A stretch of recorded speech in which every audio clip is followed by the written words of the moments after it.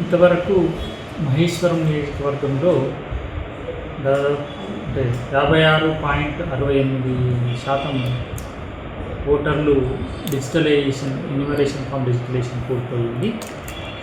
అంటే ఫామ్ ఎవరైతే ఖచ్చితంగా రావు అనుకున్న వాళ్ళతో కలిపి చేస్తే అది 83% ఇప్పటికీ మేము నమోదు చేయడం జరిగింది. అయితే ఈ యొక్క సర్ ప్రోగ్రాంకు ఇంకా మనకు 3వ తారీఖు వరకు టైం ఉంది. సో అంతవరకు కూడా ఏవైతే మనకు ఎన్యూమరేషన్ ఫామ్స్ తిరిగి వస్తాయో ఆ ఫామ్స్ అన్నిటినీ కూడా వాటిని డిజిటైజ్ చేయడం జరుగుతుంది.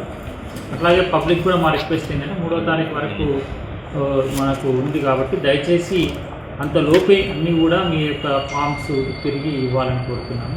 అట్లాగే ఎవరైతే ఫామ్స్ తీసుకొని తిరిగి ఇవ్వలేదో వాళ్ళ ఇంటికి ఎన్యూమరేషన్ ఫామ్ నాట్ రిసీవ్డ్ అనే స్టిక్కర్ కూడా మనం వేయడం జరుగుతుంది. అట్లాగే దీనికి చివరి తేదీ 3వ తారీఖు ఉంది. అట్లాగే డ్రాఫ్ట్ ఎలక్టోరల్ రోల్ ఇది 10వ తారీఖు మనం పబ్లిష్ చేయడం జరుగుతుంది.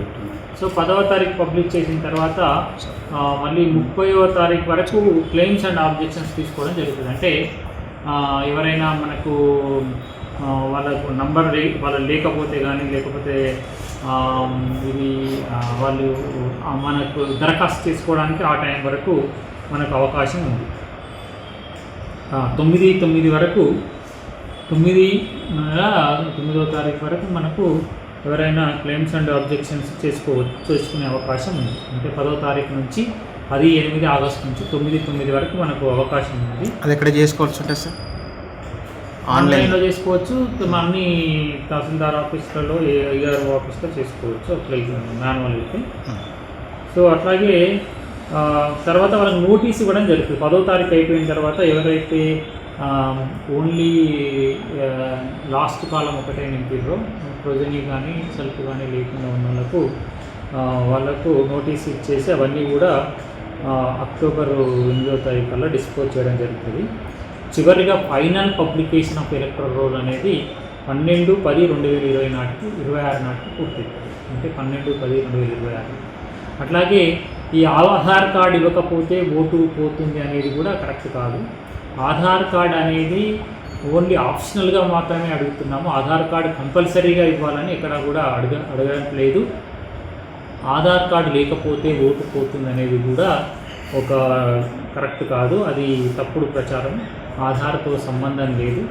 వాళ్ళు ఏదైతే 2002లో ఉన్నప్పుడు డాటాను మనం వాటికి సంబంధించిన ఫారం కూడా అవసరం లేదు. ఆ పిఎస్ నంబరు, సీరియల్ నంబరు, అట్లాగే నియోజకవర్గం నంబరు దాంట్లో రాస్తే సరిపోతుంది. నెక్స్ట్ పేజ్లో ఎవరైతే అవి ఫిలప్ చేయని వాళ్ళకి మాత్రం మనం నోటీస్ ఇస్తాం. అప్పుడు వాళ్ళు ఎలక్షన్ కమిషన్ నిర్దేశించిన 12 డాక్యుమెంట్లో ఏదో ఒక డాక్యుమెంట్ ఇస్తే వాళ్ళ ఓటును కూడా కన్ఫర్మ్ చేయడం జరుగుతుంది. ఇప్పుడు చివరి ఇంకా 3 రోజులు ఉంది కదా సార్, ఇంకేమని చెప్పాలనుకుంటున్నాను. అయితే ఇప్పుడు మనకు ఇప్పటివరకు 56% ఓటర్లు ఫామ్ డిజిటైజేషన్ చేసుకోవడం జరిగింది. అయితే ఎక్కువ శాతం కూడా ఇక్కడ ఏంటంటే మెయిన్గా Saroor circle complete core urban area. ఇక్కడ ఏంటంటే చాలామంది మేము కూడా తిరిగి చూశాను బిఏలతో చాలా తక్కువ పర్సెంటేజ్. అయితే ప్రాబ్లం ఏంటంటే ఇక్కడ ఉన్న ఇళ్లల్లో చాలామంది కిరాయిలో ఉన్న వాళ్ళు వేరే దగ్గరికి మారిపోవడం. రెండోది 2 ఓట్లు ఉండడం, ఇక్కడ ఒకటి ఊళ్ళో ఉండడం వల్ల ఇప్పుడు వాళ్ళు ఖచ్చితంగా ఊళ్ళోనే పెట్టుకుంటాము అని చెప్తున్నారు. రెండోది సిఇఓ గారు ఈ మధ్యలో 2 ఓట్లు ఉంటే కనుక ఖచ్చితంగా వారికి ఏడాది జైలు శిక్ష జరిమానా విధిస్తామని మెసేజ్ కూడా చాలా స్ట్రాంగ్గా వెళ్ళి అందరూ కూడా మాకు 1 ఓటు మాత్రమే ఉంచుకోవాలని చెప్పి ఆ 1 ఓటు కూడా ఎక్కువ శాతం గ్రామీణ ప్రాంతాల్లో ఉంచుకోవడానికి ఇష్టపడుతున్నారు.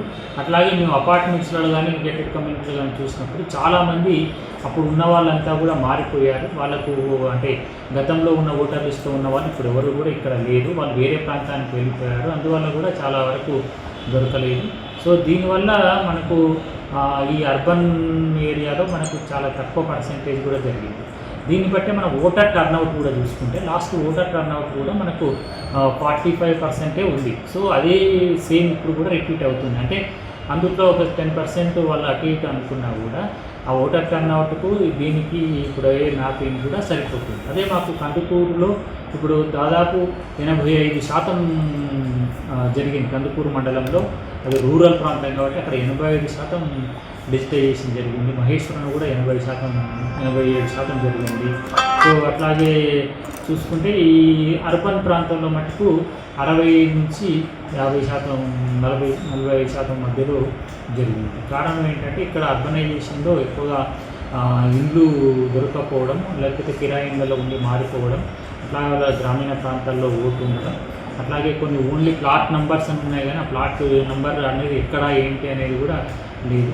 అట్లాగే కొన్ని ఒకే ఇంటి మీద కొన్ని ఎక్కువ నెంబర్లు ఉండడం, చాలా ఏళ్ళ నుంచి డెత్ కానీ డబుల్ కానీ తొలగించకపోవడం, ఈ రీజన్స్తోనే ఇక్కడ అర్బన్లో ఎక్కువగా ఉండడం వల్ల ఇప్పుడు ఓటర్ లిస్ట్లో ఉన్న ఈ ఓట్లన్నీ కూడా తొలగిపోయి కొత్తగా ఎవరైతే జెన్యున్గా ఉన్నారో వాళ్ళ ఓట్లు మాత్రమే వచ్చే అవకాశం ఉంది.